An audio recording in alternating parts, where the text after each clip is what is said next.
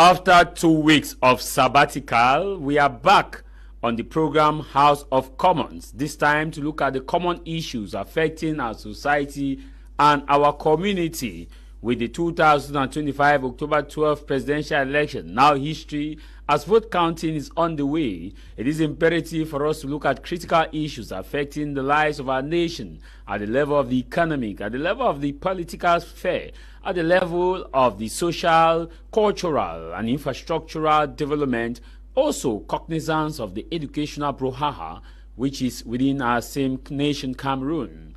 With everything said, done, now voters are now arms crossed waiting for the official proclamation of the result by the Constitutional Council, which is the only body mandated to actually announce the result, with the National Vote Counting Commission compiling results, hoping that by the end of today or tomorrow, so the result by the National Vote Counting Commission will be automatically forwarded to the Constitutional Council to actually see how they can have the post-electoral petition before actually announcing the result based on the outcome of the post-electoral petition. At the National Vote Counting, all the parties are represented, all the political parties are represented at the National Vote Counting, and also they are also members of ELECAM and also members of the administration and judiciary, where they all sit to look at the returning sheet from the different divisional headquarters. In the studio, we are going to have our panelists with whom we are going to discuss on what are the lessons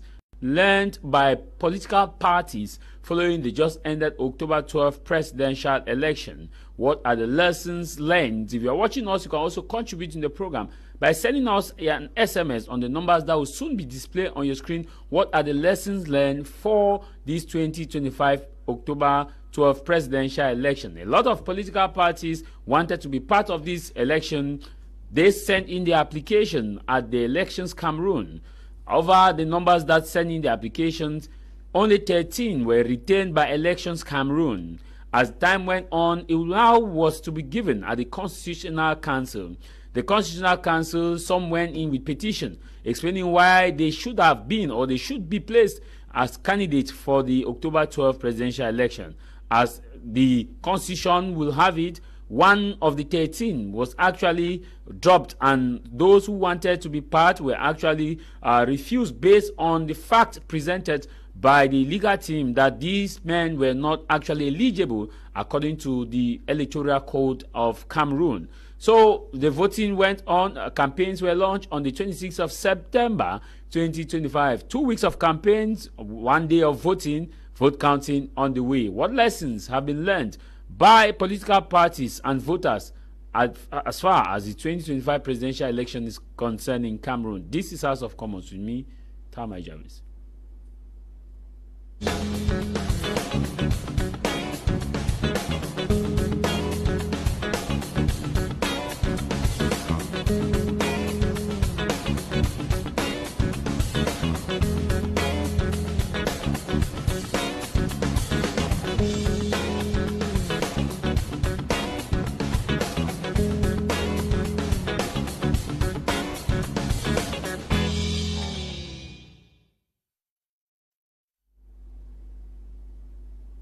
Happy Sunday to all those of you joining us and watching us from different parts of the world. I want to welcome you, and happy Sunday to you, Madam Joan, and of course, Mr. Nyam Robert from the United States of America. Happy Sunday to you and your family, Maya Kelly Sr.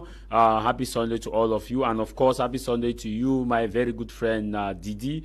Happy Sunday to you, Didi, in Switzerland. And as we prepare to celebrate the birthday of you, Anang Dorothy, this October 22nd.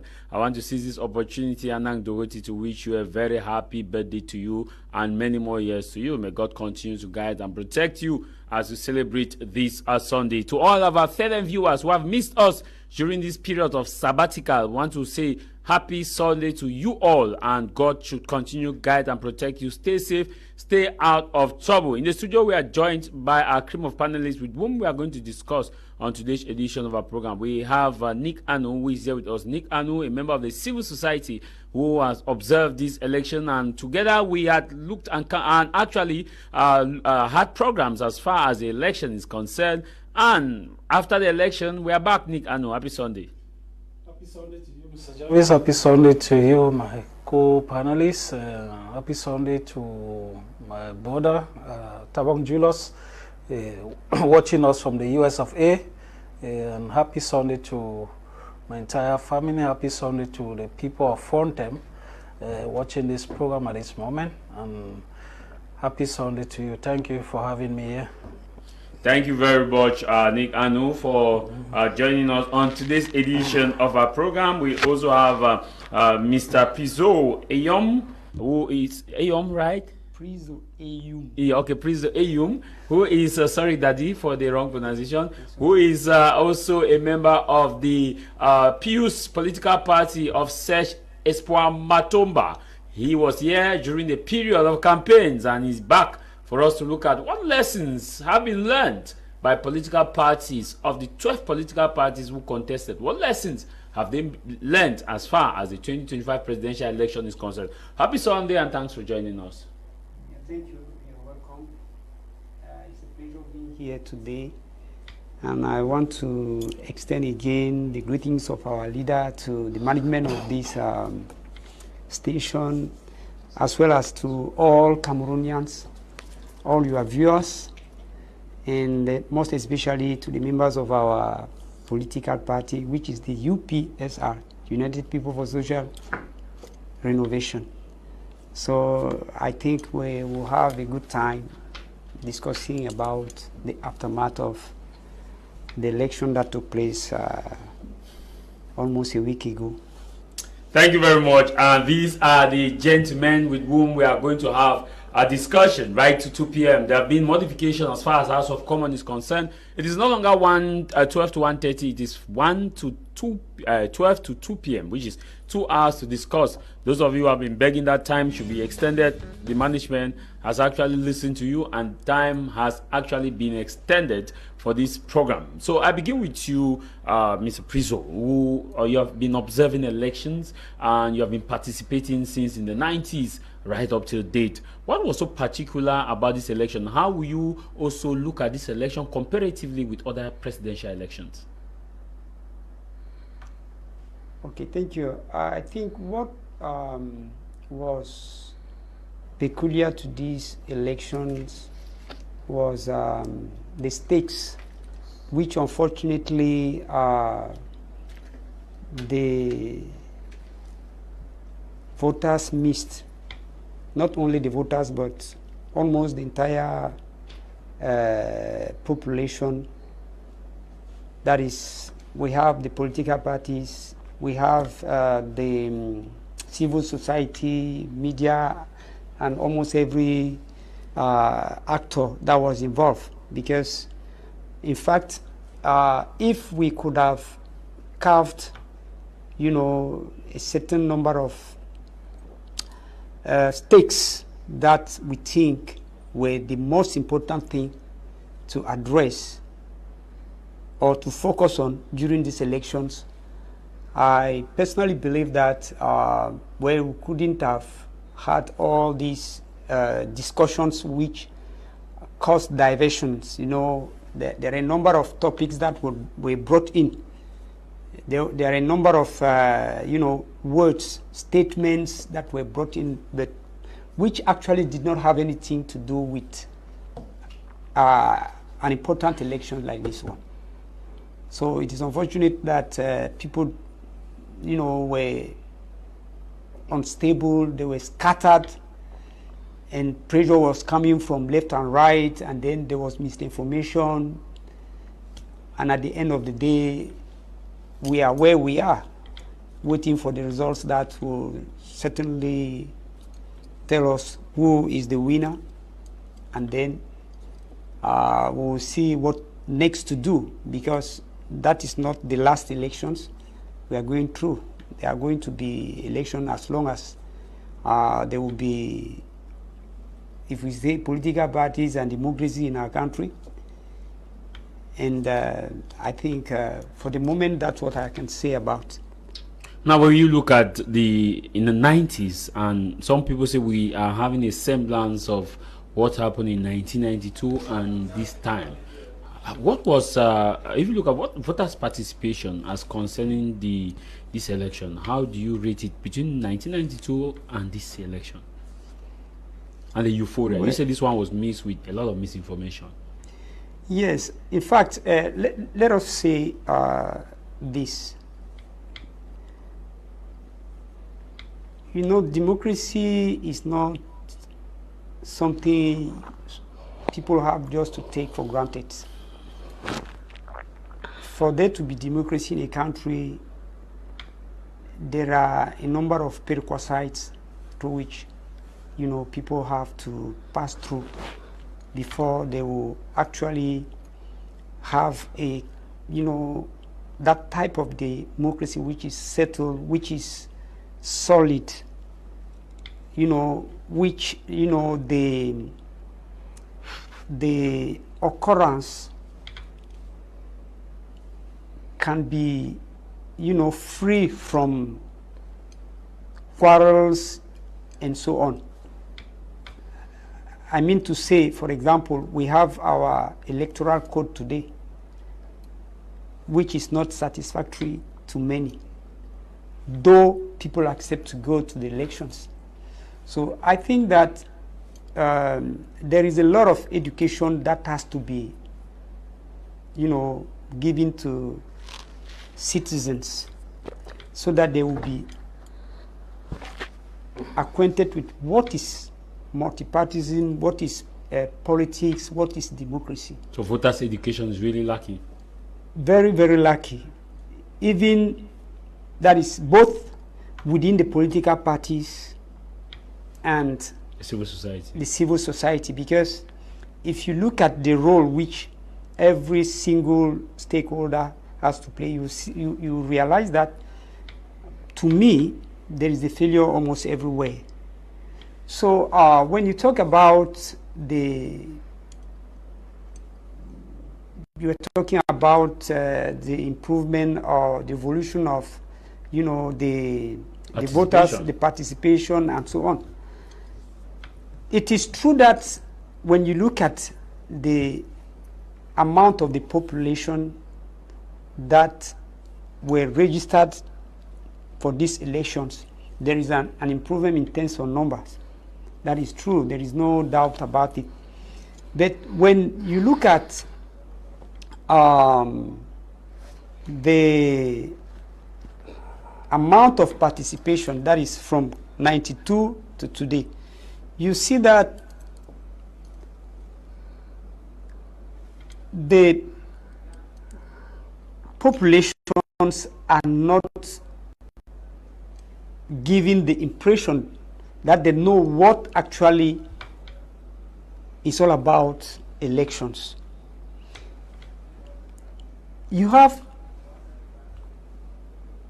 you know, people who doubt about elections, about democracy, and that's the reason why, for example, when people are asked to go to register so that they will have their voters card and then participate in elections, you see that many are reluctant. Those who succeed to go, whenever the cards are established, you keep on telling people, go recover your cards. Many will not go. And again, nothing will happen. Yes, of course. That's what they are concluded. Yes, and then that's what you are saying about voters' education. Yes, of course. And then, you know, there is another aspect: the ability of individual Cameroonians to read through, you know, the profile of candidates, of those who want to, who are vying for their votes. The ability to reading their programs, and then trying to compare the proposals and the problems we have in the country, the current problem we have at the time that, precedes the elections. So when we look at all these things, we will realize that rather than giving to democracy its right place as far as, as far as governance, the leading of this country is concerned, almost nothing is done. We spend all our time, making speeches, insulting this one, demeaning, complaining of the electoral law, complaining about the government, but you cannot bring in any contribution in any business unless you can decide to at least withdraw and then examine what is happening. Examine yourself with your means, that is the means you have, maybe what you have as intrinsic values. What do you know about the country? What do you know about this? What do you know about that? Before you bring in concrete contributions. But unfortunately, if we look at what is happening today, let's take an example. You have people today who are going from one political party to the others. But what does that mean? What is the reason for that? Actually, what is the reason why people should leave from one party to the other? People are quarreling within political parties. People are quarreling among political parties. In fact, political parties attacking another political party, vice versa. Yes, and vice versa, which is not, when we look at what we call ethics, it doesn't work. And that is the reason why even choosing it, we are unable to draw, the image and the required qualities we expect from a candidate in Cameroon. We are unable to do that.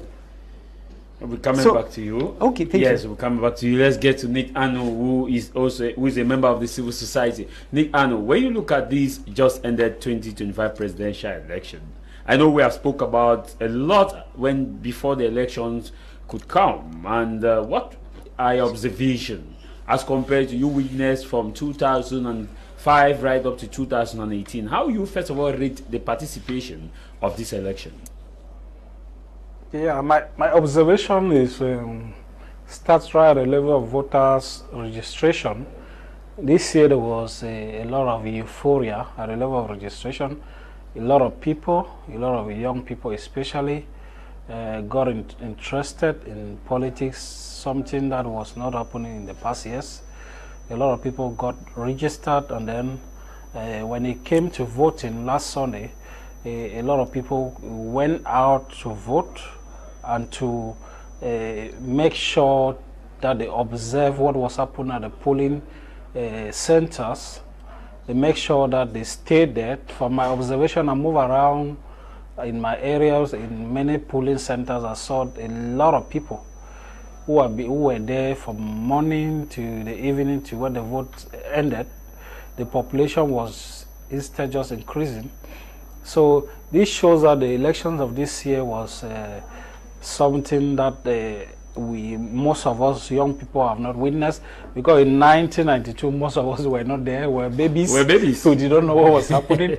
So we just grew and read the history books. Yeah. So this time around we're opportune to witness that that kind of political euphoria, people hungry for change, and you could saw by the numbers, the number of the participation. First of all, the voter apathy drastically reduced as compared to the past years. Yeah, because the past years a lot of voter apathy had been so high. Like in 2018 we had 6 million registered voters, but just 3 million voting. voted. Yeah.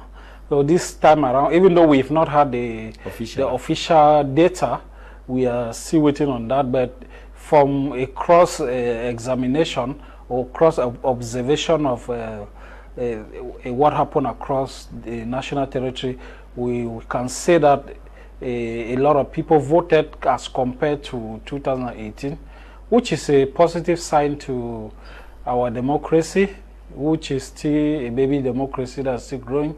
And I think that if we put in the same energy, if the young people can be interested in the same energy, because at one point in time, they saw that staying back at home and not participating in the political process was not changing anything. It was instead getting things worse. So it's better you participate, and then something happened to it. At least you have something to justify that. The moral ground. Yes, at least you participated, rather than sitting in your corners in your home and then complaining that the CPDM has done this or has done that, and so on and so forth. But when you participate, at least your conscience is free that before you want to complain, you know that at least you participated for change. But it did not happen the way it happened, but at least you participated. It gives hope. And we are praying that at least this kind of euphoria should go into the other elections. Very important elections coming in. The municipal elections, parliamentary elections. That we should want to see young people going in for parliamentary elections.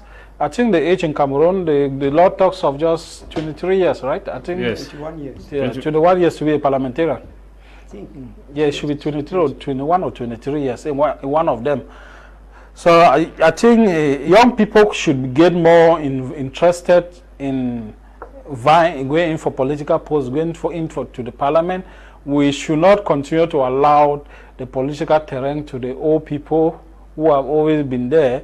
The old people, the ideology may not center around this generation, because this generation has its own ideology. It has its own intricacies that are not cognizance or in compliance with that of the old generation. We're in the digital age, and the Gen Z way. Yeah, Gen Z way. Yeah, and you see that most of the political change across most countries have been brought about by this Gen Z kind of generation, this Generation Z. And if we don't want to cite example, they are a force to reckon with in every country. And even the electoral law as bad as they are, if we can be able to go in en masse, because when it comes to something like parliamentary election, it's difficult to cheat. Yeah, because the result are almost the next day. The result are the next day. It's difficult to cheat when a lot of people come out and vote. If they come out as they came out during this presidential election, you will see that a lot of people who merit to be parliamentarian will actually be. Because it will be difficult for all this process of 1 week of going through one stage to another, where a lot of things can happen along the line. All of that will be eliminated.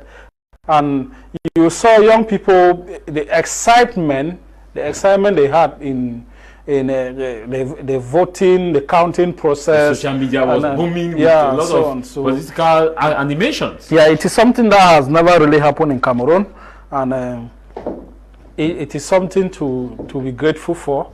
And we are just hoping that what they voted, what people voted in the polling units, the polling station, should be what they are expecting to see.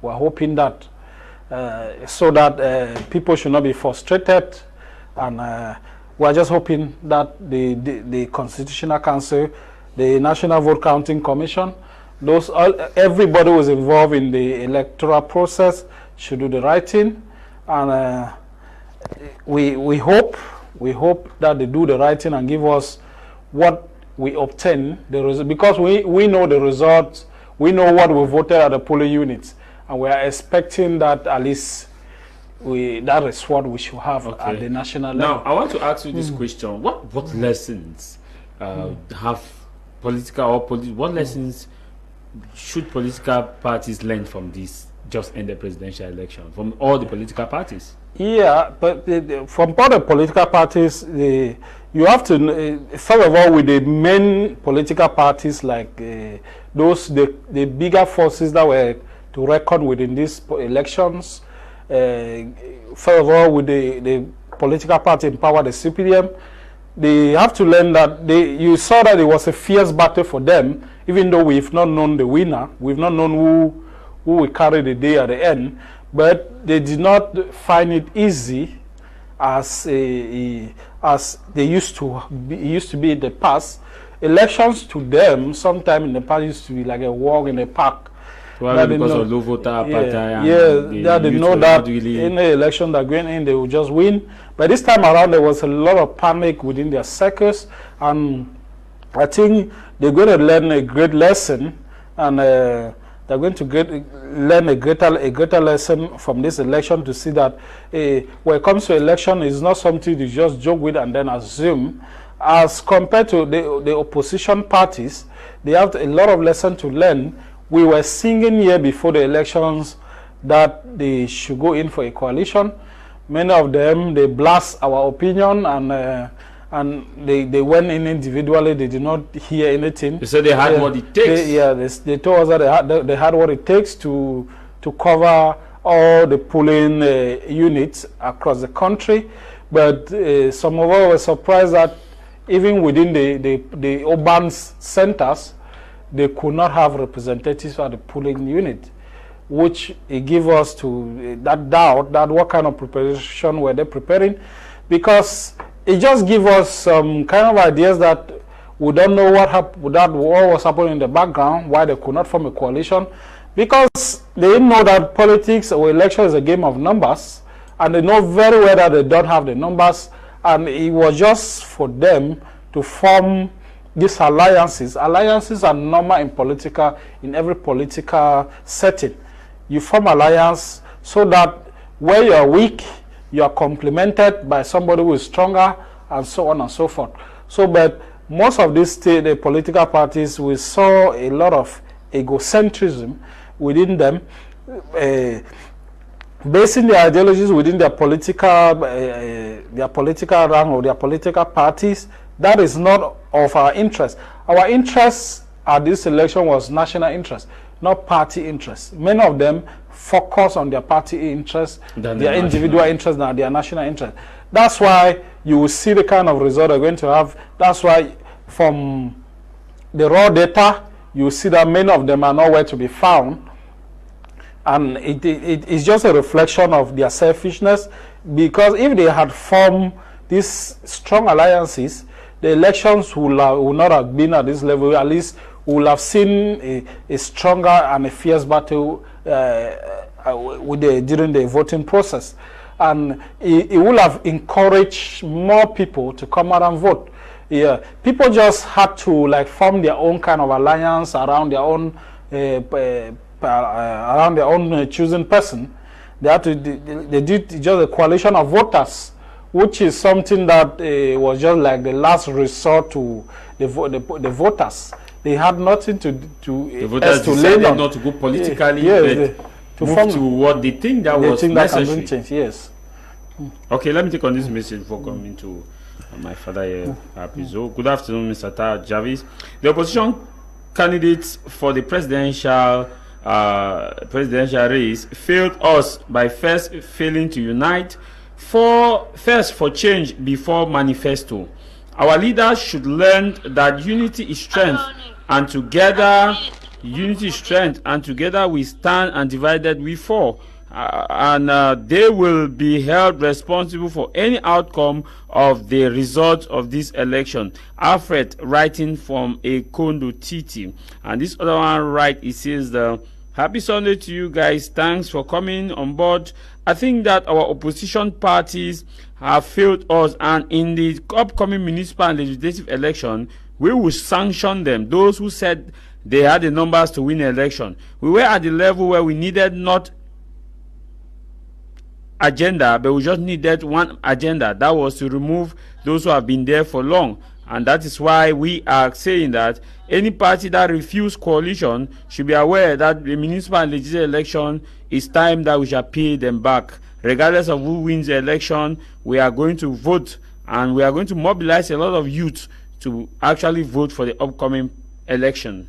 This is coming from Joan. And this one from Bamenda. It says, happy Sunday to you guys in the studio. I think political parties should learn from the CPDM. They should understand that it's all about doing the work and not just having elites who will come and sing their praise. I think that the elites for 7 years disappointed their people. On the other hand, also disappointed Paul Biya, who thought their elites were there to actually deliver. The elites have shown that they have failed, and so it is time for the parties to look for new and younger elites whom they can come up with and empower them. On the side of the opposition, unity is what they should have looked for. For example, Javid, you hear the PCRN tells you that they had what it takes to win the election. You hear the SDF told you that they had what it takes to win the election. You also heard from Tamaino Damjuya that over 40 political parties are into a coalition with her. And you also heard the SDF. So with all this, what will be the outcome? My only issue is that we, the youth, have identified our new political party,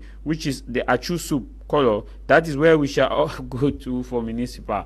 Okay, thank you very much. We'll stop there for now. We'll take the messages later. Mr. Prizo, you are hearing from, these are voters who these are younger people who are expressing their mind. You are laughing, your reaction? Yes, it makes me laugh, obviously, because you see,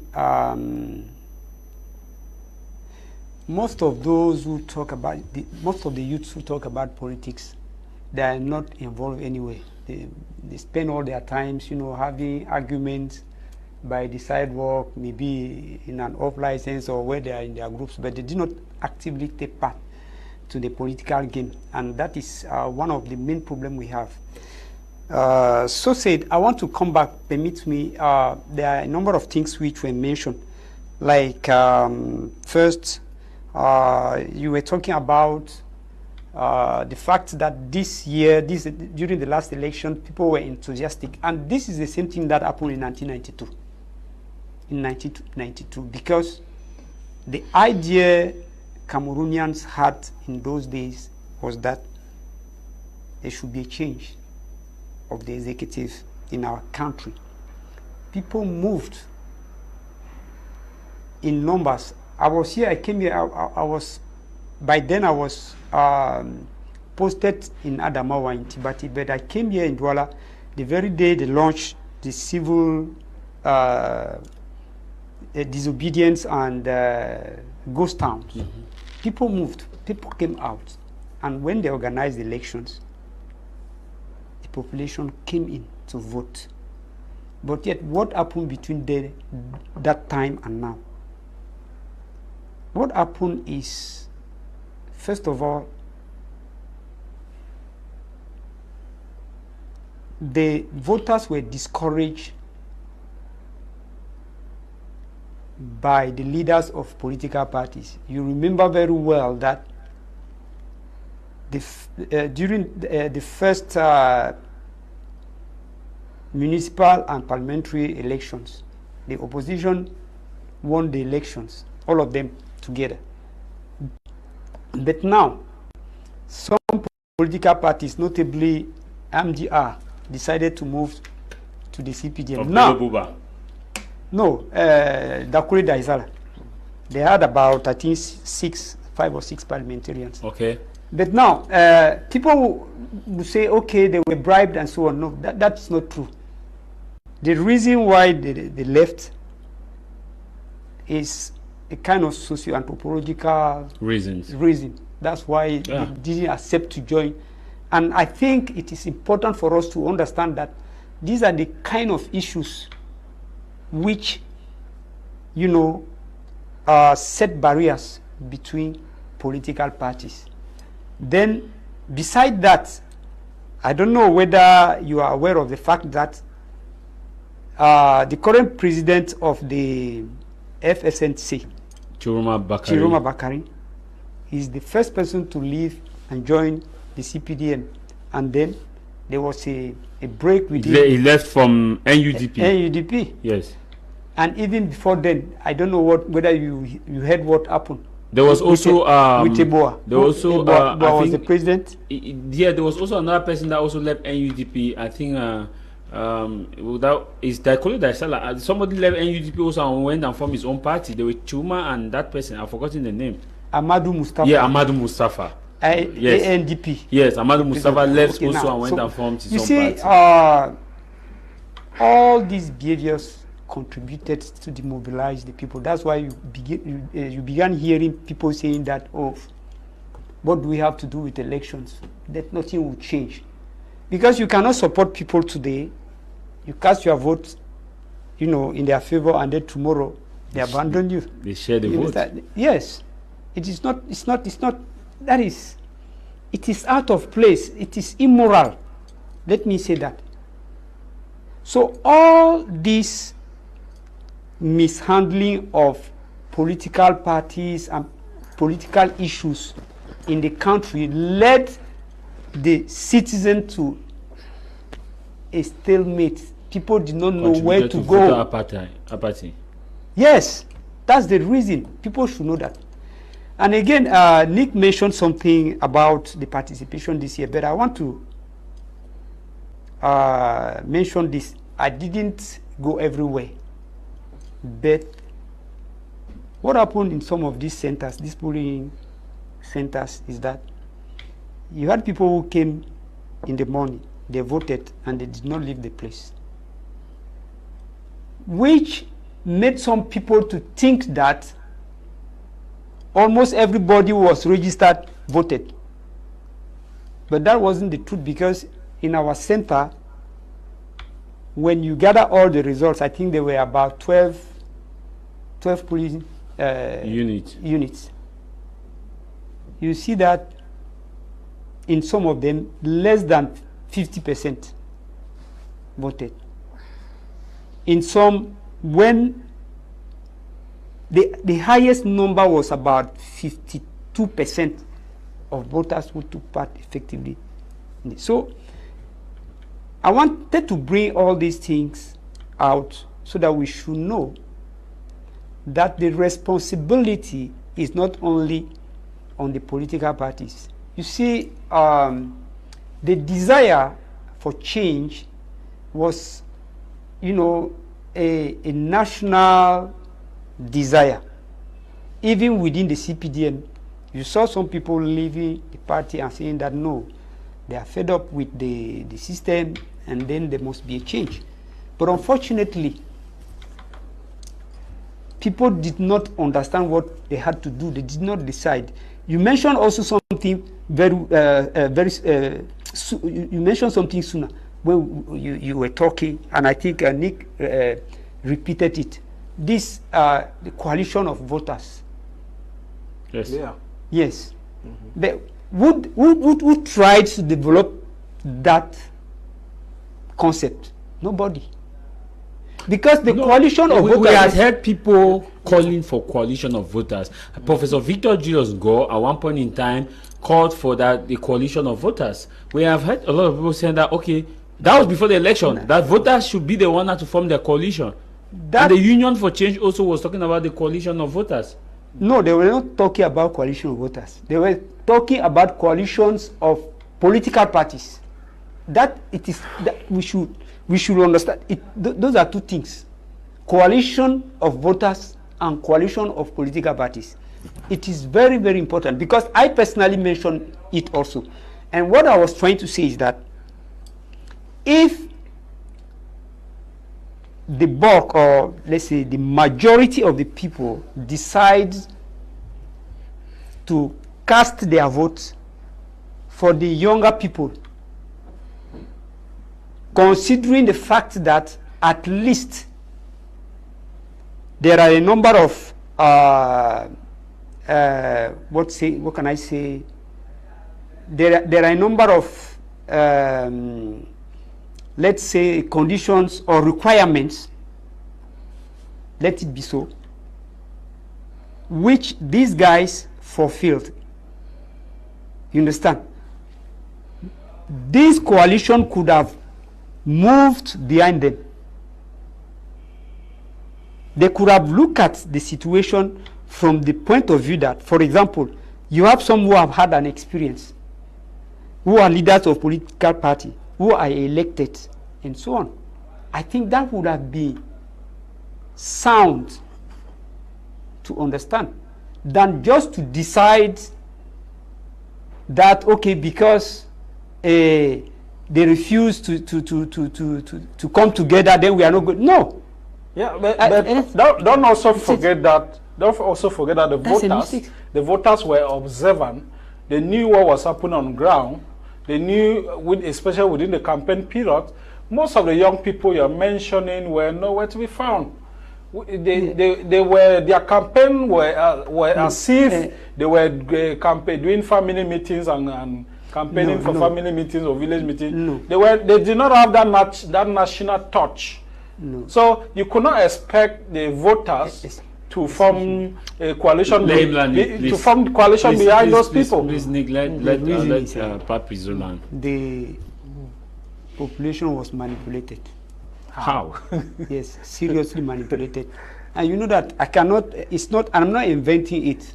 If you go to the social media, even some of the TV houses, radios and so on. How were they manipulated? Yeah, but they were giving wrong information, trying to, you know, there are some radios, some TV stations where you see people discussing and talking about a specific political party, insulting, saying they cannot do this, they don't have, they have done this. You heard even calling some people famous, and that is why, that's the reason why at the end of the day, we heard about the Pope of Law. We heard about the good devil. We heard about, like, I don't know whether I mentioned it here, but I began mentioning it earlier. Maybe my voice wasn't resounding.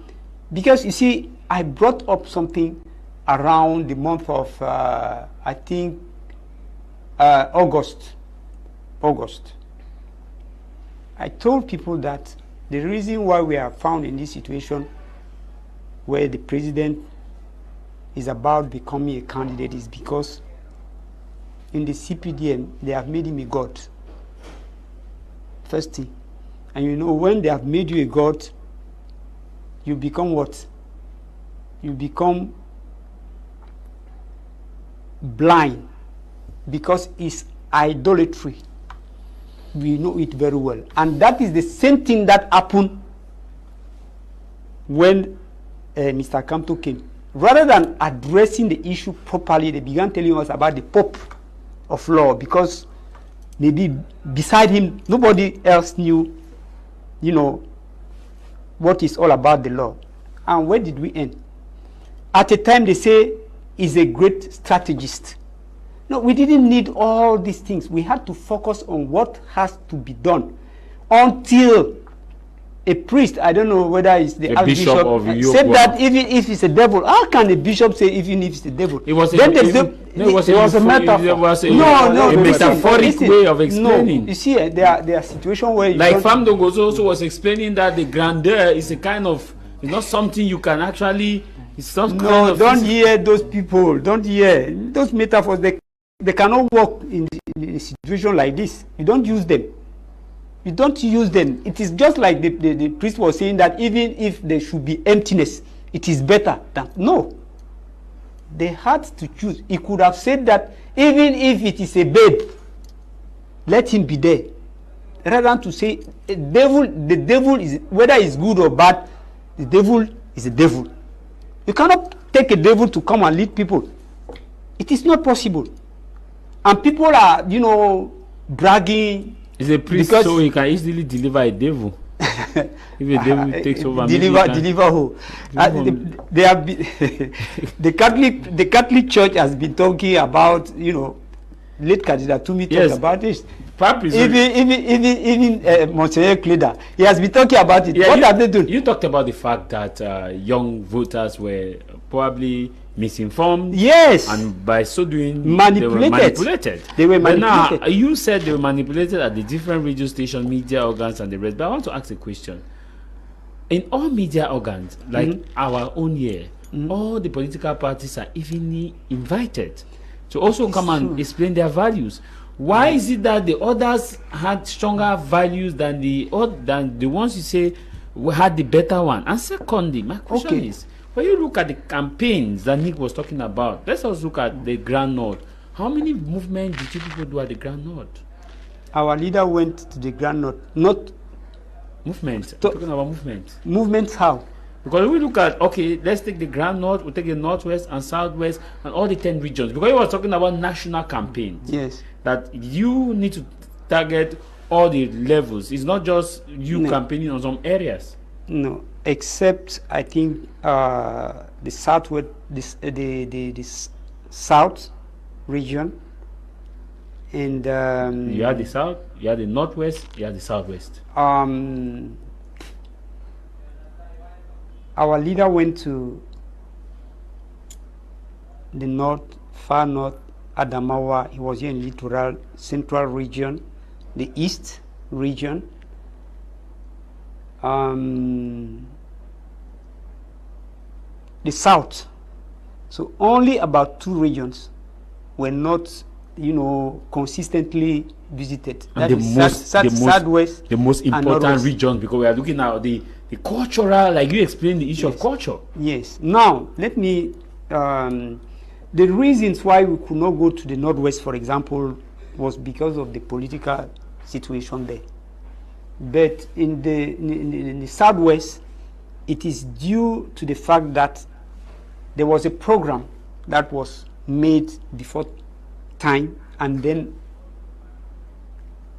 there are some issues that came up, and then they decided to reshuffle the entire program. That's why the leader did not go to the southwest, but he had planned to go there, and he went to. I think he went to Boya. I think I saw him in Boya. He went northward at least 3 times. The North. Yes, Betua, Ngaundere, Garua, Marua. 3 times within, I think, 2 months. Before even the campaign was launched, he went there. He had gone there twice. He has had meetings with the people, public meetings and so on. So it is not just like it didn't move. But let me tell you, as I told you, I mentioned earlier, there are elements of bias that generally cause people to make a choice not because it is the right choice, but just because, well, they think that if I have to choose somebody, he must be from my region. If I have to choose somebody, it is because he has a relationship with this person or the other.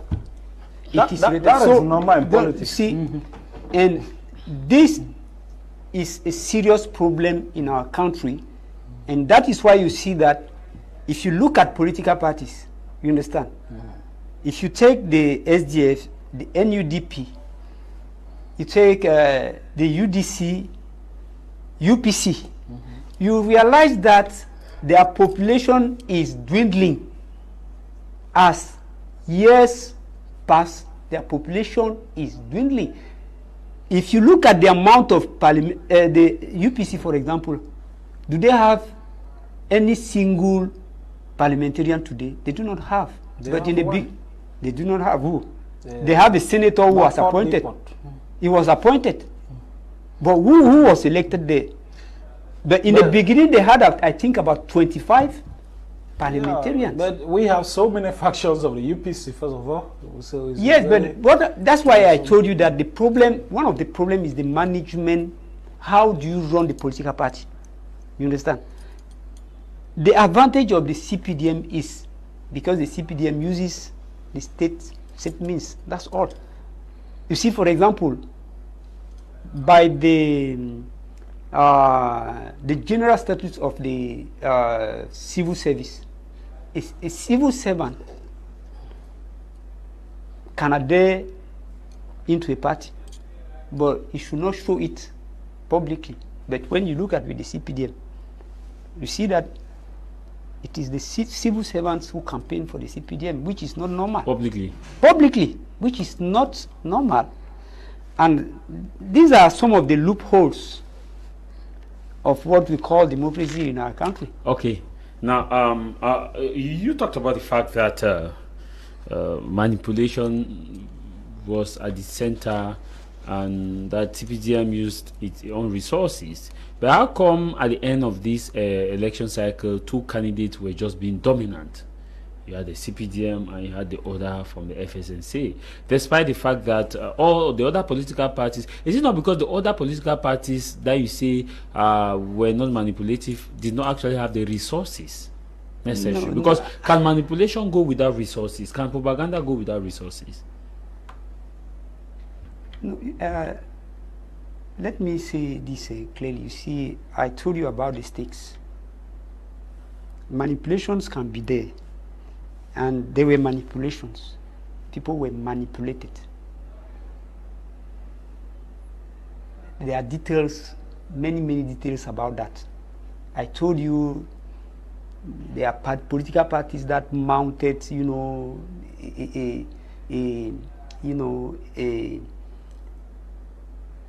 kind of defamation plan against some of the political, some leaders. You could see that through the social media, even during some panels around the country. You hear some of these, those who call consultants, most of the time. They spend all their time insulting, political parties, saying this and that. But what I want to say here, which is very clear to us, is that the problem is not about the money. The problem is about the stakes. What is the problem? What do we want? And you stick on that. The problem that came up here is because it was like when people were going to the elections, some people rose a kind of condition that if you do not come together, we are not going to vote you. And definitely, at the last minute, they had to make a choice by default. But were they wrong? I think they were wrong. Do you know why? Let me tell you. When you are elected, you are accountable to the people who elected you. You are accountable. So people should be very attentive to that. If I vote you, you are accountable to me. It is not because I ask you to do this or that, and you do not do that, that I will say, okay, I will leave. No. Else, people will continue doing that every day. And that is what has happened from the beginning. People were, how the SDF got broken. Yeah. Yes. That's not how things have to be done. Besides that, I want to add something else. One of the difficulties of the political parties were that the younger people, were asking for scrutinies. I sent a message and I told people that the day of the 12th is like a day of sacrifice. It's sacrifice. If you really desire that there should be a change, offer that day to be part of the scrutinies for a political party. For a polling unit. Yes. Just for there to be, fairness at the end.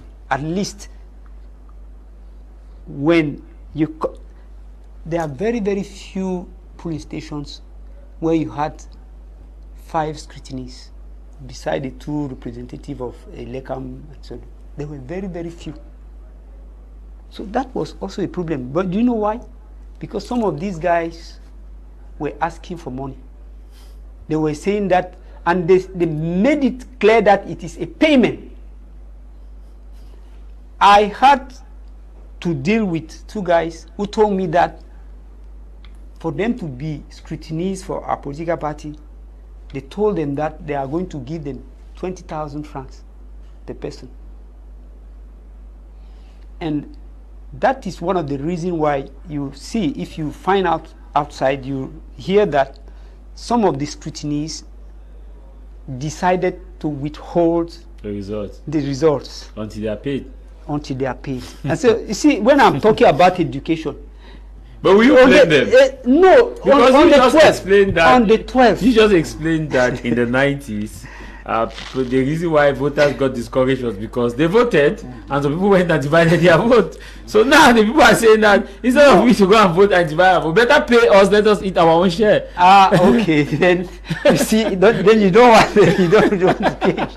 Then you don't want to change. Okay. To me, I think you see at the time. Coming back to you. Let me take a message for good to Lake. Happy Sunday, Jarvis. Thank you for this program. I just want to ask, where is the most senior barrister, Ashu Emmanuel? I was hoping to vote for him, but I saw no trace of him and I don't have his number. Okay, thank you very much. I cannot tell you where he is at the moment. Good afternoon to you all in the studio and happy Sunday. Please, I want to tell Pa talking that he has said something he is hiding. He's hiding. That he has to say something that is hiding. Cameroonians are watching. Okay, I don't know what you are saying that he's hiding something, but this other one, right? He says, he said, good afternoon, sir. The man with eyeglass is not helping us do anything. He should, okay, he's not helping us do anything. That's, you're talking about the fact that, okay, this other one says, happy Sunday to you guys in the studio. Political parties, opposition, still have a long way to go. But for me, I think this election taught me to understand that we voters can form our own bloc and decide who we vote for. It has also made me to understand that the voters have the power and not the political parties. That if the political parties decided to go financially, we the voters will hold them accountable at the ballot. Mr. Jarvis, you could see why we were voting for the parties that we were voting for. Many people, if you ask them the name of the full name of Chiuma's party, they will not tell you. They were just voting because they know that probably he may have the numbers that could have done the magic. So my appeal to opposition parties is that they should keep away political ideology and focus on what the people want. At the moment, the people wanted to remove the 43 years regime, but they failed us by not coming together. So we decided to come together at the polling unit and voted. So they should accept the outcome and they should know that in the next election, we will abandon them. Okay. Let me take on the SMS. Happy Sunday to you. I'm enjoying the program. My issue is Serge Espoir Matomba did not come to Buea and did not go to Northwest and Southwest. Please ask Pa, is it that he has abandoned the Anglophones and want to come and be president only for those who are in the 8 regions, or does he have plans to resolve the Anglophone crisis? Thank God that I voted the popular way. This is Noel. Briefly, okay. So I'm on that question. Okay, no, I told you, what is his name again? Okay, the answer is that, as I told you, there was a change of our, program while moving across the country. And then in Northwest, as I said, we didn't go there because of security reasons. But, by the way, I want him to know that, it's true that a good amount of people from Northwest, voters from Northwest, decided to choose Issa Chiroma. But I really want to question their choice. Because you see, I mentioned something, ethics. How you question their choice when your candidate did not even go and talk to them?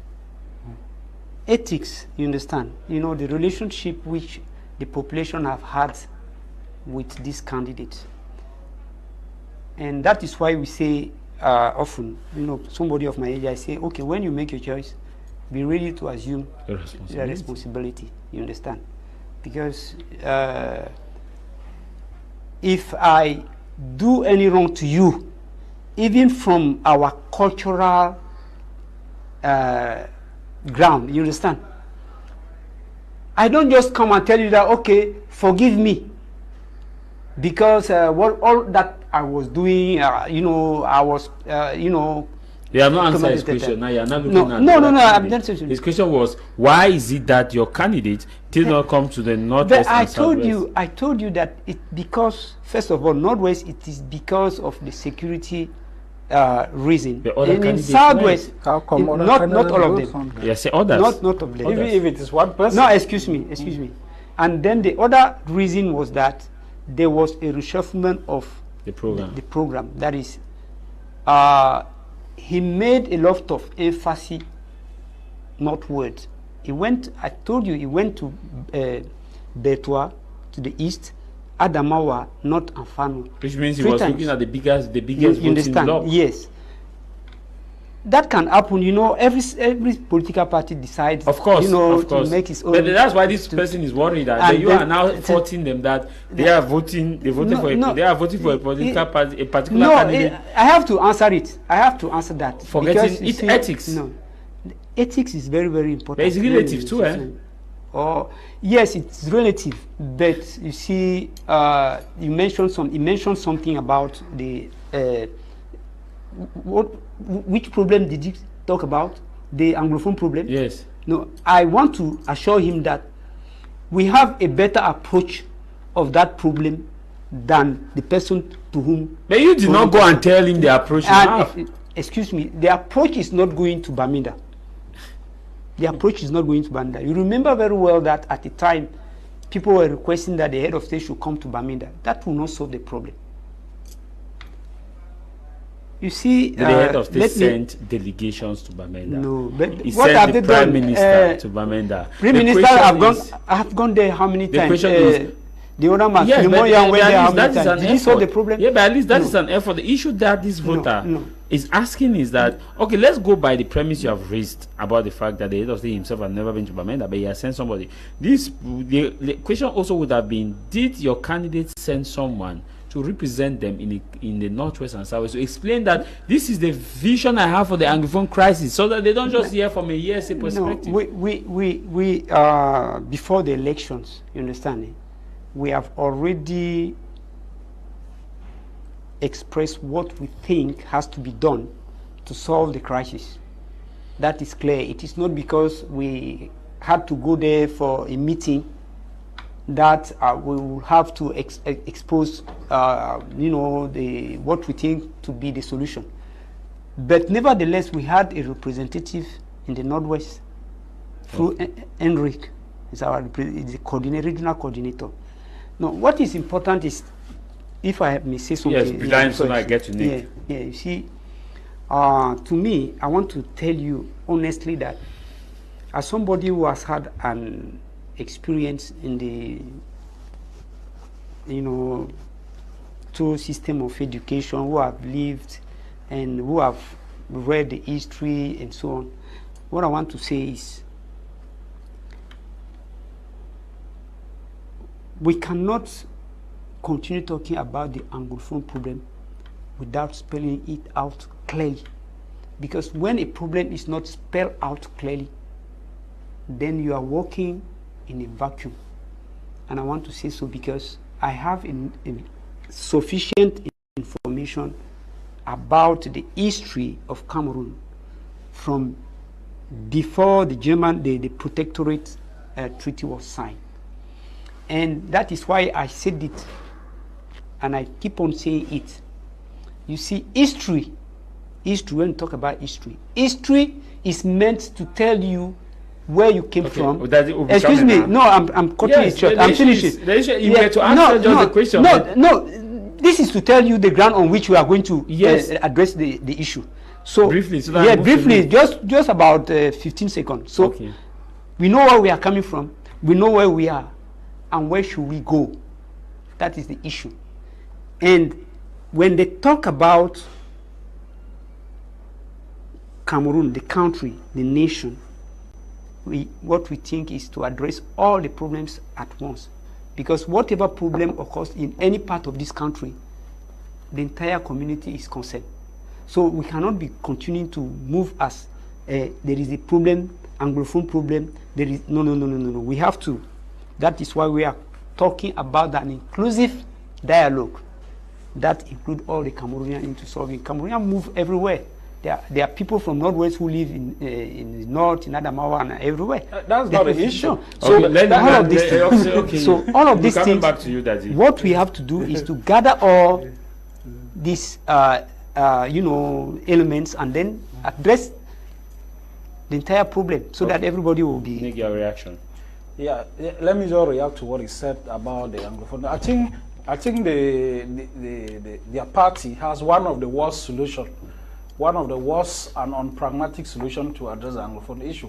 If they are talking like this, they can never. They will instead, if you read it very well, you will see that they will instead create more problems. They will instead cause another Anglophone problem.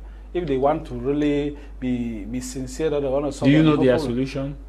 Their solution is like wanting to disappear the concept of Francophone and Anglophone in Cameroon. I think that's the bone of contention, if I'm not wrong. Do you have an identity mentioning that you're an Anglophone? No. Do I have an identity mentioning that I'm Francophone, Anglophone? That's being unrealistic. No. We are talking about the socio-political situation and cultural situation of the country. Socio-politically, we are identified on a daily basis as Anglophone and Francophone. In the concept of a modern day state. Yes, of a modern day state. And that is not a problem. And that is not peculiar to Cameroon. We have to accept that. Canada, we are not a multi... No, it's different. Canada is a different place. We are not how can I say, a unilingual country or a unit cultural country. That you will say that all of us think the same way. Cameroon is not like a Douala, where you think that the culture of Douala is the same. We are a multi-nation. We're a multi-nation where each and every tribe, a combination of different countries. Different countries together. A lot of people don't know that. A lot of people don't know that. When King Bear and King Aqua signed the treaty, Jamanjachi, they not signed it for the entire Cameroon. Yeah, it was for Douala. It was for Douala because the German also signed respective treaties across all the different communities they went to. So so if you have that kind of approach, it's like you are trying to erase the scars of history. The scars of history cannot be erased in this kind of nation. It is difficult to do that. It may be progressive, but you cannot erase the scars of history, what happened to us. But how do we ameliorate what happened to us for us to live together? As you say, that Anglophones, Francophones living everywhere, same to like Nigerians and other African nationality live in Cameroon. You cannot solve the Anglophone. There's a peculiar Anglophone issue, problem in Cameroon that has generated to a civil conflict or an armed conflict that we're facing. We are talking about solving that particular problem first. What is it? And you leave that particular problem. You are talking about that we are not supposed to say that we have an Anglophone identity or Francophone identity because they are colonial in nature and so on and so forth. That is just a superficial way of looking at trying to. That in fact is just like sweeping the problem under the carpet and reducing the magnitude of it. You can never solve the Anglophone problem with that. The concept of Anglophone and Francophone as a socio-political and cultural situation in Cameroon is a reality. You cannot erase that. We have to ameliorate and look for practical ways in which we can solve that problem and then live together as a nation, and not downplaying the fact that it is a colonial heritage and so on and so forth. The concept of a modern state, except you want to say that we'll go back to the traditional state, which is now going to further break the country into two, because each kingdom, because each the issue is I want to you continue. The issue is there is a nuance where people don't understand on the historical perspective that once before the arrival of the German, each kingdom within Cameroon operated autonomously. Yeah, of course. And that was why Herwet could annex Victoria. And that's why the people of the Bayan could resist the Germans. So treaties were signed as they were going from kingdoms to kingdoms to kingdoms, yeah. and decided now to bring in a kind of system where they can join administer all these kingdoms as one, Yeah. and which now brought the German Cameroon. Now, which means that in terms of the contextual modern day state now, we say, okay, this is the president, this is where, because if you ask who was the president of Cameroon before 1884, what currency they were using before 1884? Cameroon was not even a country. No, excuse me. All of these protectorate were economically based. They were signing this treaty for economic interest and not even for the political interest. They saw that just unifying, and it's not even common to Cameroon. They saw that just bringing these kingdoms together will give them a greater economic And Nigeria advantage. is facing the same problem. Yeah, Nigeria is facing the same problem. Yes, Nigeria is facing the same problem. And Nigeria had 3 protectorates.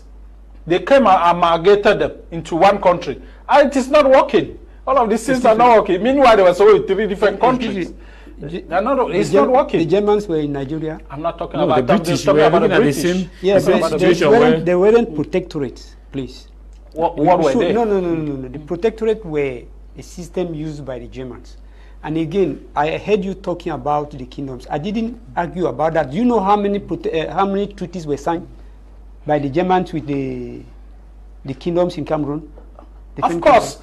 If you want to even go about Excuse that, me, is the name Cameroon not a colonial name? Excuse me. Is the name Cameroon Excuse an me. indigenous name? Excuse me, it's not because of that. You see, let us be clear.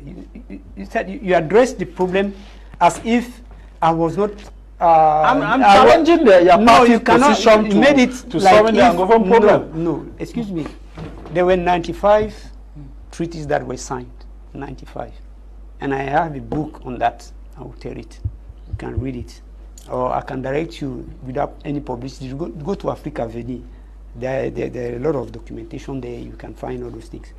And you see, sometimes when we are saying things, we do not just say them because we are common citizens, but we also do say a number of things from our, let's say our professional academic background. You understand? Nick was trying to say that I was trying to wipe or the scars of history. All those things. You see, when I want to address a problem concerning Cameroon, before I go out to take an example, I must have exhausted, all the resources that we have from within. I told you, history is to tell us where we came from, where we are, and what we can do to go ahead if we have to be together. And the way we want to address the issue is by considering that, first of all of us are Cameroonians. All of us are Cameroonians. So we are bound by destiny to live together. I told you earlier, most time you see I'm very, I'm very humble. I don't like to sometimes mentioning my background. Yeah, but you are saying that but all of let me us are tell you. Cameroonian. Nobody has Yes, disputed now, the fact. now, What now. they are disputing is the mannerism in which the operational procedure, for example, you will not also erase the fact that No. there was you will not erase the fact that there was the Foman conference that acknowledged Yes. the Anglophone and the Francophone Yes. culture, Yes. or the English-speaking Yes. culture. That was why it Excuse- cumulated to West Cameroon. Excuse me. And why was that done? You- also not no. equate the fact that from Achirimbi, which was at the time, was there to stress on the fact that French Cameroon is fire while Nigeria is water. Yes, yeah. So you cannot erase this history No, by listen, claiming that nobody's disputing the Cameroonianness. We do not have enough time, you see. This is a question that cannot just address within some few minutes. And I did some work, and the conclusion I brought in, or I wrote down, is that the history of Cameroon should no longer be, like in school, should not just be a subject as it is today. In fact, after giving materials to the students, rather than asking them questions about dates, let them give let the examiners or the board give them an opportunity to reflect and tell what they think about all the information they had. Okay, let us situate you into context. What was the plan your candidate had in resolving the Anglophone crisis? But I told you that, first of all, to resolve the problem, very first thing, we have all to consider that we are Cameroonians. We must have single identity. Why?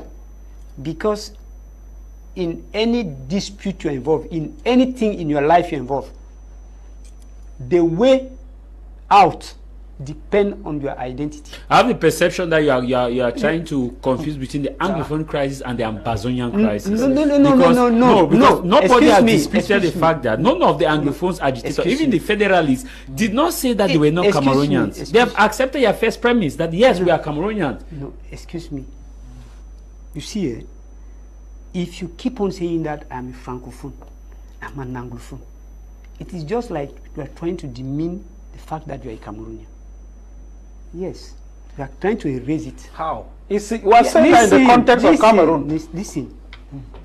Because being an Anglophone is what? It's just the fact that you speak English. Okay, no, you come from the English-speaking region. Okay, even in context, you understand? You have to mention it differently. When you say, you hear people saying that they are from an Anglo-Saxon culture. Have you looked at the definition of what a Cameroonian is in the Constitution? In the 1996 Constitution, it stated that a Cameroonian is either someone born at the time of independence from West Cameroon, or from the East Cameroon. It's there in the Constitution. So are you saying that the Constitution itself, listen to me, and that provision of the definition of Cameroon, you have to internalize it.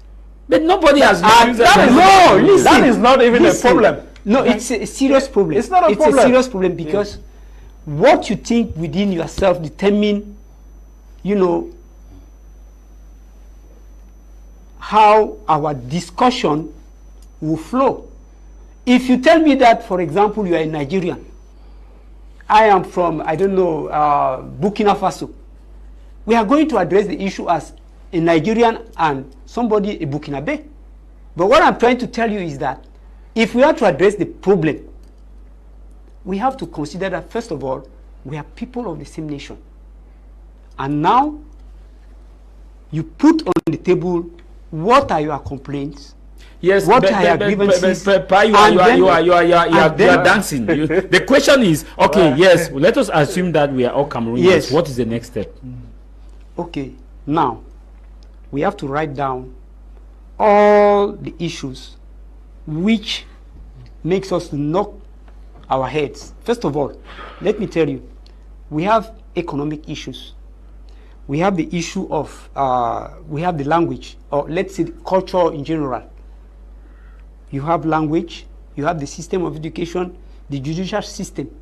Those are, I think, the main three issues when you talk about... Yeah, the bicultural and the bijurial and the educational. Yes, those are the three issues. And then you add the economic, as I told you. Okay? Then when you read, there is a book written by Professor Julius Ngo. Okay? The title is... Cameroon since 1800. Something like that. Cameroon since 1800. Read it very well. I've read it back to back. Yeah. Read it very well. You are going to see that one of the reasons, or some of the reasons why we are found where we are, is that when, after the reunification, the challenges of Cameroon were first to be a nation that has to be,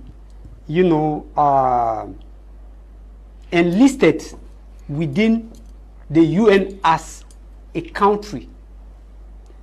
Second aspect of it was that economically they had to build, a common ground. I don't know if you're answering my question. No, I'm answering your question. My question is, what are the practical steps you are going to solve? Because, for example, the CBN, the president, the government tells you that I have organized a major national dialogue. I have recruited 1,000 bilingual teachers. I have redeployed teachers to their region of origin. I have done this. I will do this. I have do that. I have created the DTR center and demobilization. This is to enable people to drop their weapons. I have created the reconstruction. The committee of reconstruction is to reconstruct. Inside Chiroma Party tells you that I will liberate this. I will first of all have this process. I will have this. Kabra DB says I will do this communal liberalism. I will do this. We are asking pragmatic solutions. Pragmatic? No, when I'm talking about economy, it is because we have to assure we have to make sure that all Cameroonians, from wherever they are, they enjoy the resources of this country equally. The redistribution should be even. It is not like it's. You see, it is not like it is. No. It's my dear friend, this is a very, very important issue. If we have to, crisis. It's okay. Let's parallel. My problem is the viewers are watching. They said they need to understand the practical steps in which it would have been taken. In summary, you see. But what do you want? What do they? You see, I'll give you that of other political parties. Economically, yes. You understand? If we have an even distribution of our resources in this country, many people will not have again to talk about. Oh, you are favoring this person. You are not favoring the other one. Every single Cameroonian has to have access, and this is practical. It's not something that has to be something which is philosophical. And the other thing I want to tell you is that, for example, you have languages. We should not take languages. We inherited of two European languages. We do not have to take them as tools to divide ourselves. Rather, what we have to do is to consider that for our betterment, all Cameroonians should learn French and English, because wherever we go, and it is said almost all over the world, that when Cameroonian comes, you have the possibility that when you want to translate anything, you can count on a Cameroonian. That is an advantage to us. But not only that, there are so many other issues. I think the program is not. We do not have a lot of time, and I will not want to monopolize. I understand that you see. But let me read on some messages. Yes. You can briefly learn. Yes. So that, yeah, I understand that. I've understood it. You see, most of Cameroonians are focused on individual satisfaction. They are not interested by general satisfaction.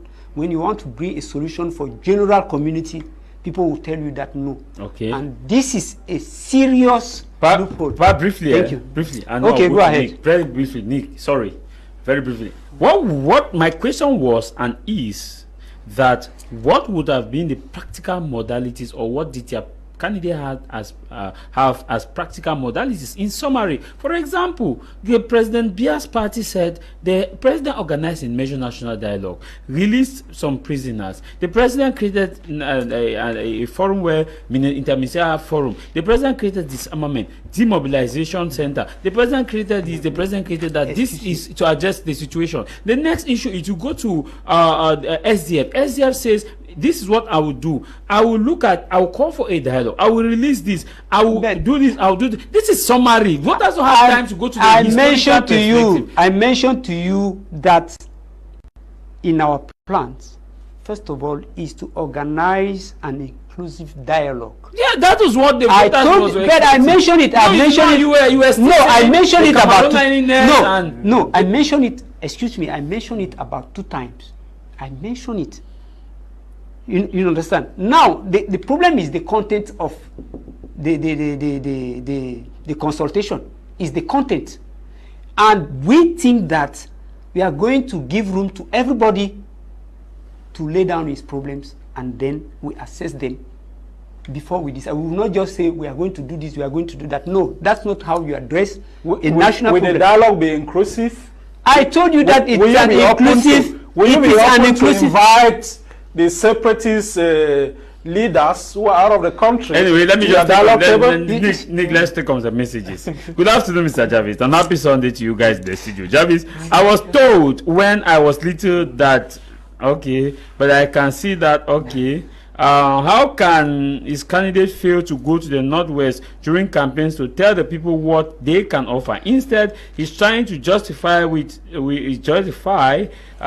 tell us the Anglophone that if his candidate was voted ahead of the as head of state, then Northwest and Southwest will be the was abandoned area in Cameroon. It is really terrible. This is Uncle Charles from Bonamusadi.